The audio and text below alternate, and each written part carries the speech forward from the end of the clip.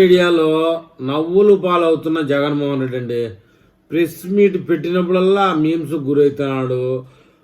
అధికార పక్షానికి సోషల్ మీడియాలో నవ్వులు పాలు కావడానికి, మీమ్స్ గురి కావడానికి బాగా కంటెంట్ ఇస్తా ఉన్నాడు. విషయం ఏంటంటే, జగన్ మాట్లాడడం చేత కాదా లేక మానసికంగా స్వభావమే అంతేనా అని అనుమానాలు కూడా ఉన్నాయి. తిరుమల చోరీ తప్పు కాదనడానికి ఆయనకు నోరెట్లా వచ్చింది అంటా ఉన్నారు. నేరస్తులను వెనకేసుకొని రావడం ఏ పార్టీ అధినేత కూడా చేయలేని దుస్సాహసం. మాజీ ముఖ్యమంత్రి జగన్మోహన్ రెడ్డి ప్రెస్ మీట్ అంటే ఒళ్ళు మంట. 5 ఏళ్ళు తాను ముఖ్యమంత్రిగా ఉన్నప్పుడు కానీ, అంతకు క్రితం కానీ, ప్రతిపక్షంలో ఉన్నప్పుడు కానీ ప్రెస్ కాన్ఫరెన్స్ పెట్టేవాడే కాదు. ఒకవేళ పత్రికల వారితో మాట్లాడక తప్పని పరిస్థితి వస్తే తన మాట వినే 4-5 మాత్రమే కూర్చోబెట్టి ఉపన్యాసం చేసి సరిపెట్టేవాడు. అటువంటి వాడిలో ఇప్పుడు ఎంత మార్పు. గత 4 నెలల్లో 5 సార్లు ప్రెస్ కాన్ఫరెన్స్ జరపడం జరిగింది. అది మనం వినడము జరిగింది. పత్రికలకు దూరం కావడం అంటే ప్రజలకు దూరం కావడమే అనే జ్ఞానోదయం ఇన్నాళ్ళు కలిగినట్టున్న జగన్మోహన్ రెడ్డికి. అయితే ఆయన తీరు వేరు. 2.5 గంటల పాటు తాను చెప్పదలుచుకున్నది చెప్పడం తప్ప ఏ రిపోర్టు కూడా తనను ప్రశ్న వేయడానికి అవకాశం ఇవ్వడానికి ఛాన్స్ ఉండదు. చెప్పింది వ్రాసుకోండి చాలు అంటూ దబాయిస్తూ ఉంటాడు. పుట్టుకతో వచ్చిన బుద్ధులు అంత సులభంగా పోవు కదా అని జనాలు అంటా ఉన్నారు. జగన్ ఆసువుగా మాట్లాడలేడు, అనర్గళంగా మాట్లాడలేడు. ప్రతిదీ కాగితం మీద ఎవరో వ్రాసిస్తే చదవడం మాత్రమే చేస్తాడు. ప్రెస్ కాన్ఫరెన్స్లలో కూడా అంతే. మొన్న జరిగిన సమావేశంలో ఆయన మాట్లాడిన ప్రతి మాట వివాదానికి దారితీసింది.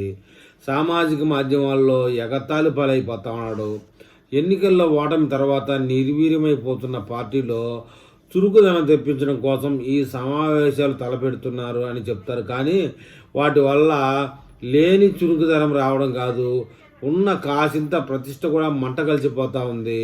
ఏది మాట్లాడాలో, ఏమి మాట్లాడాలో, ఎంతవరకు మాట్లాడాలో విచక్షణ చూపకపోవడం వల్ల ప్రెస్ కాన్ఫరెన్స్లో పార్టీ కార్యకర్తలను మరింత నిరుత్సాహానికి, నిస్పృహకు గురి కారణమవుతూ ఉన్నాయి.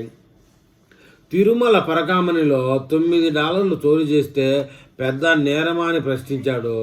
$9 అంటే $800, కానీ $77,000 అని చెప్తాడు. ఏ లెక్క ప్రకారమో ఆ విషయం ప్రజలకైతే అర్థం కాదు. అంత చిన్న దొంగతనం దొంగిలించిన వాడు 14 కోట్ల రూపాయల ఆస్తిని దేవుడికి ఇస్తే కేసు పెట్టి వేధిస్తారేంటి అని అంటాడు. పరకామణి దొంగతనం దొరికిన 1 రోజుతో పరిమితం కాదు, ఎంతో కాలంగా జరిగేది. ఆ రోజు దొరికాడు అంతే. చోరీ సొత్తు విలువ 150 కోట్ల రూపాయల వరకు ఉంటుందని మొదటి రోజే పోలీసులు అంచనా వేశారు. దేవుడు హుండీ సొత్తు దొంగిలించడం తప్పు కాదని, కేసు పెట్టడం తప్పని వ్యాఖ్యానించడం ఎంత వెరితనం. ఏ రాజకీయ పార్టీ అధినేత అయినా ఇట్లా మాట్లాడతారని ప్రజలు ముక్కు మీద నోరేసుకుంటా ఉన్నారు. మరొక పక్క అదే టీటీడీ విషయంలో కల్తీ నెయ్యి కేసు, మద్యం ముడుపుల కేసు వంటి వాటిలో తన పార్టీ నాయకులకు అరెస్టు చేయడం నేరంగా ప్రకటిస్తాడు జగన్. ఉత్తుత్తి కల్తీ కేసు అంటాడు. నేరస్తులను వెనకేసుకొని రావడం ఆయన ఒక్కడి వల్లే అవుతుంది. ఏ రాజకీయ నాయకుడైనా నేరం చేసిన వాడు ఏ పార్టీ వాడైనా సరే వదిలిపెట్టము అని ప్రకటిస్తాడు. తప్పు నా పార్టీ వాళ్ళే నేరాలు చేయరు అని సమర్థిస్తారు కదా. ఇటువంటి చిల్లర మాటల వలన జగన్ నవ్వుల పాలైపోతా ఉన్నాడు. పత్రికా ప్రతినిధుల సమీక్షానికి వచ్చే ముందుగా ఏమి మాట్లాడాలో, ఏ అంశం మీద ఎటువంటి ప్రకటన చేయాలో ఆలోచించుకొని సలహా తీసుకుని వస్తే ఇటువంటి తప్పులు జరగవని ప్రజలు కోరుకుంటా ఉన్నారు. అయినా జగన్మోహన్కు బుద్ధి రావాలి కదా. కానీ దురదృష్టవశాత్తు జగన్ పక్కన ఇప్పుడు సలహాదారులంటూ ఎవరు లేరు. ఉన్న వాళ్ళంతా జైల్లోనే బెయిల్ మీదనే ఉన్నారు. మిగిలిన సజ్జలను జగన్ కుటుంబాలే రానివ్వడం లేదని చెప్తా ఉన్నారు. అది ఎంతవరకు నిజమో అబద్ధమో తెలియదు. దానితో తెలిసి తెలియని మాటలతో పరిహాసాల పాలైపోతున్నాడు జగన్మోహన్ రెడ్డి. మొత్తానికి జగన్మోహన్ రెడ్డి నవ్వులు పాలు కావడానికి సజ్జల మహానుభావుడే కారణమని వైసీపీ వర్గాలే బాహాటంగా మాట్లాడుకుంటూ ఉన్నాయి.